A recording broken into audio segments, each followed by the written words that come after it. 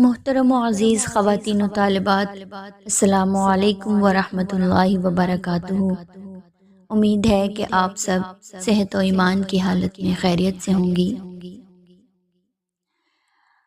اور امید کرتی ہوں کہ پچھلے سبق کے بعد آپ کے دل میں بیت المقدس کی محبت میں یقیناً اضافہ ہوا ہوگا انشاءاللہ۔ تو آئیے آج کے اس لیکچر سے بیت المقدس کی تاریخ کے سفر کا آغاز کرتے ہیں۔ تو طالبات، آپ سب بخوبی جانتے ہیں کہ اس انسانیت کی تاریخ کا آغاز حضرت آدم علیہ السلام سے ہوا، اور اللہ تعالیٰ کے حکم سے حضرت آدم علیہ السلام نے حضرت جبرائیل علیہ السلام کی مدد سے خانہ کعبہ کی تعمیر کی۔ تو روایات میں آتا ہے کہ اس کے 40 سال بعد حضرت آدم علیہ السلام نے اللہ تعالیٰ کے حکم سے فرشتوں کی مدد سے بیت المقدس میں بھی اللہ کا گھر ایک بنایا عبادت کے لیے، جو القدس کہلاتا ہے۔ جی ہاں، حضرت آدم علیہ السلام کے زمانے سے ہی بیت المقدس کی تاریخ کا بھی آغاز ہو جاتا ہے۔ اس کے بعد طوفان نوح میں، حضرت نوح علیہ السلام کے زمانے میں آنے والے اس طوفان میں پوری دنیا تباہ ہو گئی، سوائے اصحاب سفینہ کے کوئی نہیں بچا، نہ کوئی عمارت، نہ کوئی درخت، نہ چرند، نہ پرند، نہ انسان، کچھ بھی نہیں۔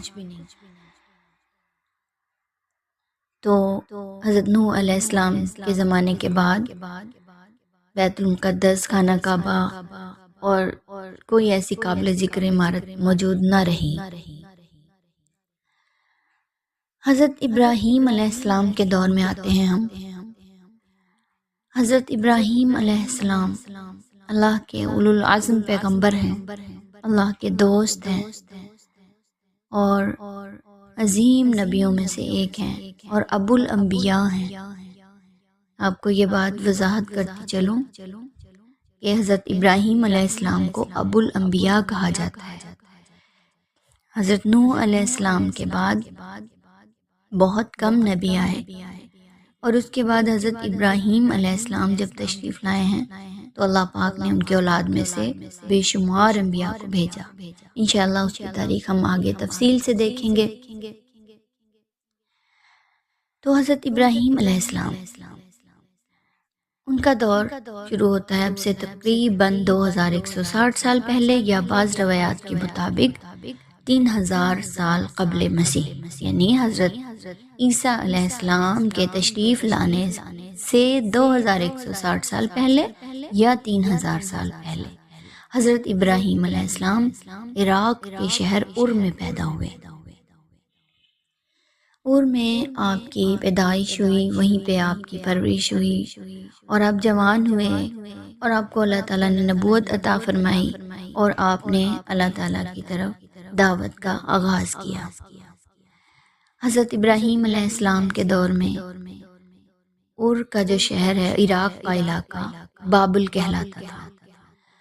بابل کا جو بادشاہ تھا نمرود، آپ نے اس کا واقعہ یقیناً سنا ہوگا، بہت ظالم و جابر بادشاہ تھا، اور حضرت ابراہیم علیہ السلام کی ساری قوم بت پرست تھی، اور یہاں تک کہ بادشاہ خود کو خدا کہلواتا تھا۔ حضرت ابراہیم علیہ السلام کا والد آزر، وہ نہ صرف بت پرست تھا بلکہ بت فروش بھی تھا، بت تراش بھی تھا۔ حضرت ابراہیم علیہ السلام نے ایسے ماحول میں آنکھ کھولی جہاں ہر طرف شرک کے اندھیر چھائے ہوئے تھے۔ اللہ کے حکم سے انہوں نے لوگوں کو توحید کی طرف بلایا۔ حضرت ابراہیم علیہ السلام کا ذکر اللہ تعالیٰ نے قرآن پاک میں صدیقاً نبیًا کے طور پر فرمایا ہے۔ سورہ مریم میں ارشاد ہوا، وَاذْكُرْ فِي الْكِتَابِ إِبْرَاهِيمَ إِنَّهُ كَانَ صِدِّيقًا نَبِيًّا، اور آپ اس کتاب میں ابراہیم کو یاد کیجئے کہ بے شک وہ اللہ کے سچے نبی تھے۔ اور انہوں نے اللہ کے ساتھ کیے ہوئے ہر بات کو سچ کر دکھایا۔ سورہ بقرہ میں اللہ تعالیٰ فرماتے ہیں وَإِذِ ابْتَلَىٰ إِبْرَاهِيمَ رَبُّهُ فَأَتَمَّهُنَّ، اور جب ابراہیم علیہ السلام کو ان کے رب نے آزمایا تو انہوں نے اس امتحان کو پورا کیا۔ جب جب اللہ تعالیٰ نے ان کو آزمایا تو وہ اس امتحان میں پورے اترے۔ سب سے پہلے آپ دیکھیں جب دعوت کا آغاز کیا تو بادشاہ وقت کے عتاب کا شکار ہوئے اور آتش نمرود کا واقعہ پیش آیا۔ ایک اللہ کی طرف بلانے کے جرم میں ان کو آگ میں ڈلوانے کا حکم دیا گیا، اور اللہ نے معجزانہ طور پر ان کو سلامت رکھا۔ فرمایا قلنا یا نار کونی بردا وسلاما علی ابراہیم، کہ وہ اے آگ ابراہیم پر ٹھنڈی اور سلامتی والی ہو جا۔ تو اللہ پاک نے اپنے پیارے پیغمبر کو، اپنے دوست کو محفوظ فرمایا۔ اب اس آتش نمرود کے واقعے کے بعد حضرت ابراہیم علیہ السلام کو حکم ہوا کہ یروشلم کی طرف ہجرت فرما جائیں۔ یروشلم روایات کے مطابق طوفان نوح کے بعد تقریباً اب سے 8000 قبل مسیح میں آباد ہو چکا تھا، اور اس کا سب سے پہلا نام مدینہ الشورى تھا، اور یہ اریحہ کے دامن میں آباد ہوا۔ تاریخ دان لکھتے ہیں کہ اس کو سب سے پہلے عرب قبائل نے آباد کیا۔ طوفان نوح کے بعد عرب قبائل نے آباد کیا، اور یہ قبائل تھے فینقی، ارمی اور یغوس۔ اریحہ کے بعد اس کا نام اور سالم ہوا، اور پھر اس کے بعد یروشلم ہو گیا۔ اب جب حضرت ابراہیم علیہ السلام کو یروشلم کی طرف ہجرت کا حکم ہوا تھا تو اس وقت اس کا نام یروشلم ہو چکا تھا،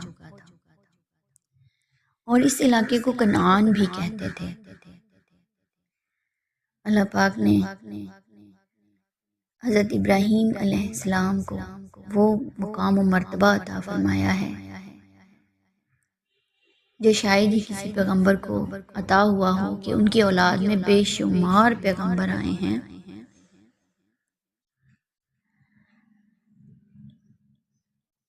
حضرت ابراہیم علیہ السلام ہجرت فرما کر فلسطین کی طرف تشریف لے جا رہے تھے تو راستے میں مصر کا شہر آتا ہے۔ مصر میں آپ نے قیام فرمایا، اور وہاں پر مصر کے بادشاہ کے ہاں وہ رہے۔ تو آپ نے وہ واقعہ شاید سنا ہو، میں آپ کو تھوڑا سا مختصراً بتاتی چلوں کہ مصر کا جو بادشاہ تھا، جو بعد میں فرعون کہلاتے تھے، آنے والے وقتوں میں مصر کے بادشاہ فرعون کہلانے لگے، تو مصر کے بادشاہوں میں سے ہی تھا یہ۔ تو اس نے حضرت سارہ علیہ السلام کو اپنے حرم میں رکھنا چاہا، تو اللہ پاک نے ان کو بحفاظت حضرت ابراہیم علیہ السلام کے پاس پہنچایا، اور وہ بادشاہ اتنا بدنیت تھا کہ جو کوئی بھی خوبصورت عورت نظر آتی وہ اس کو اپنے محل میں رکھ لیتا تھا۔ تو حضرت سارہ علیہ السلام کے بارے میں اس نے خبر سنی کہ وہ بہت خوبصورت ہیں، تو اس نے حکم دیا کہ ان کو محل میں لایا جائے۔ حضرت سارہ علیہ السلام کے ساتھ ان کی طرف وہ غلط نظر سے بڑھنے لگا، تو حضرت سارہ علیہ السلام نے اللہ پاک سے دعا کی، اور ان کی دعا کے نتیجے میں وہ جو بادشاہ تھا وہ شل ہو گیا اور وہ بے ہوش ہو کر گر پڑا۔ اسی طرح 2 مرتبہ ہوا، تو وہ بادشاہ چیخ اٹھا کہ یہ تو کوئی جنات میں سے ہیں، ان کو واپس لے جاؤ۔ اور روایات میں آتا ہے کہ اس نے اپنی ایک بیٹی بھی ان کی خدمت میں روانہ کر دی، اور اس کا نام حضرت ہاجرہ علیہ السلام تھا۔ اب اسرائیلی روایات میں ان کو لونڈی کہا جاتا ہے، لیکن صحیح روایات کے مطابق وہ بادشاہ کی بیٹی تھی۔ تو حضرت سارہ علیہ السلام نے ان کو حضرت ابراہیم علیہ السلام کی خدمت میں پیش کیا اور ان سے نکاح کی درخواست کی۔ تو حضرت ابراہیم علیہ السلام نے ان کے ساتھ نکاح فرمایا، اور اس طرح وہ اپنی دونوں بیویوں کے ساتھ یروشلم کی طرف ہجرت فرما گئے۔ یروشلم میں انہوں نے وہاں اللہ تعالیٰ کے گھر میں عبادت شروع کی، جو کہ وہاں پر موجود تھا، کچھ آثار تھے اس کے وہاں پر۔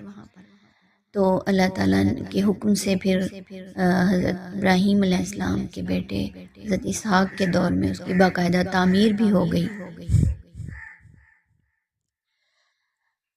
حضرت ابراہیم علیہ السلام اللہ کے وہ اولو العزم پیغمبر ہیں کہ ان کو بے انتہا آزمایا گیا۔ بے خطر کود پڑا آتش نمرود میں عشق، عقل ہے محو تماشائے لبے بام ابھی۔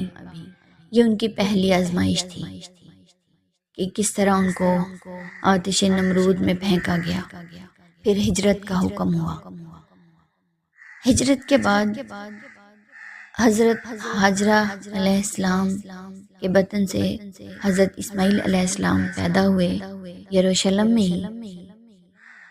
تو حضرت سارہ علیہ السلام کے ہاں اس وقت تک اولاد نہیں تھی، وہ بہت محسوس کیا کرتی تھی اس بات کو۔ تو ان کی دل جوئی کی خاطر اللہ پاک نے حضرت ابراہیم علیہ السلام کو حکم دے دیا کہ آپ اپنی بیوی حضرت حاجرہ اور اپنے بیٹے اسماعیل کو لے کر کسی دور جگہ پر چھوڑ آئیں۔ اسی کا ذکر حضرت ابراہیم علیہ السلام کے حوالے سے سورہ ابراہیم میں ذکر ہوتا ہے، ربنا انی اسکنت من ذریتی بواد غیر ذی زرع عند بیتک المحرم۔ اے میرے رب، میں نے اپنی اولاد کو ایک غیر آباد جگہ پر جو تیرے محترم گھر کے پاس ہے، وہاں میں نے آباد کر دیا ہے۔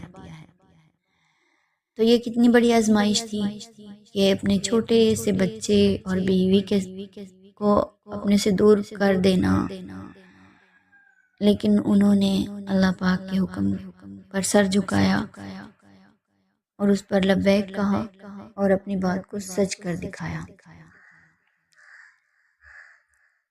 وہاں سے پھر واپس یروشلم تشریف لے آئے اور وہیں پر رہنے لگے، اور وہ وقتاً فوقتاً اپنے بیٹے حضرت اسماعیل اور اپنی بیوی حضرت حاجرہ سے ملنے تشریف لایا کرتے تھے۔ وہاں سے ہم دیکھتے ہیں کہ حضرت ابراہیم علیہ السلام بیت المقدس میں رہے ہیں اور اس کو آباد کیا ہے حضرت اسحاق علیہ السلام کے ساتھ، اور اس طرح یہ ارض مبارک جس کو قرآن پاک نے بار بار بارکنا فیہا کے الفاظ سے یاد فرمایا ہے، تو اس زمین کو آباد فرمایا انہوں نے۔ ایک جگہ قرآن پاک میں ارشاد ہوتا ہے وَنَجَّيْنَاهُ وَلُوطًا إِلَى الْأَرْضِ الَّتِي بَارَكْنَا فِيهَا، ہم نے اس کو اور لوط علیہ السلام کو نجات عطا فرمائی اس زمین کی طرف جس کو ہم نے برکت عطا فرمائی ہے۔ تو عزیز طالبات دیکھیے یہاں پر بھی جو ارض التی بارکنا فیہا کے لفظ آئے ہیں وہ بیت المقدس کے لیے آئے ہیں کہ اللہ تعالیٰ نے ان کو نجات عطا فرمائی۔ یہ واقعہ کب کا ہے؟ جب حضرت ابراہیم علیہ السلام پہلی مرتبہ یروشلم ہجرت کر کے گئے اور کچھ عرصہ وہاں رہ کر واپس مصر تشریف لائے، اور وہاں پر ان کی حضرت حاجرہ علیہ السلام سے شادی ہوئی۔ یہ واقعہ ہے۔ تو اس زمانے میں آپ کے بھتیجے حضرت لوط علیہ السلام کی قوم پر عذاب آیا تھا، اور اس عذاب سے اللہ تعالیٰ نے حضرت ابراہیم علیہ السلام اور حضرت لوط علیہ السلام کو محفوظ رکھا، ان کو حکم دیا کہ یروشلم تشریف لے جائیں، ارض التی بارکنا فیہا۔ تو یہ دوسری ہجرت تھی ان کی یروشلم کی طرف۔ اس کے بعد وہ مستقل وہاں بیٹے حضرت اسحاق علیہ السلام کے ذریعے یروشلم اور حضرت اسماعیل علیہ السلام کے ذریعے مسجد الحرام خانہ کعبہ یعنی مکہ المکرمہ شہر کو آباد فرمایا۔ تو یہ دو مقدس جگہیں، مقدس شہر، اللہ کے جلیل القدر العظم پیغمبر حضرت ابراہیم علیہ السلام کے 2 بیٹوں کے ذریعے سے آباد ہوئے۔ انشاءاللہ تعالی ہم میں اضافہ ہوا ہوگا۔